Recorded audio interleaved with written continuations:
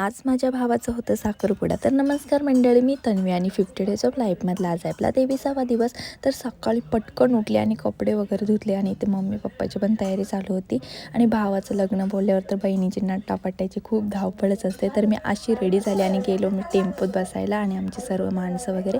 तर आम्हाला जायचं होतं साखरपुड्याला दुरशेत गावात. तर आम्ही इथे सगळी गाडीतून उतरलो वगैरे आणि मग जायला निघालो. तर आम्ही इथं पोचलो नवरीच्या घराजवळ आणि आमचा नवरदेव तर खूपच लाजत होता.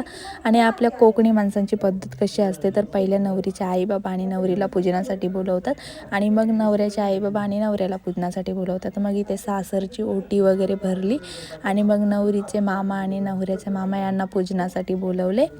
आणि नंतर ज्या मोमेंटची वाट बघत होते ते नवरा नवरी इथे आले, त्यांची रिंग वगैरे घातल्या आणि मणी वगैरे घातला तिच्या गळ्यात आणि मग नवरी आम्हाला इथे घेऊन आली.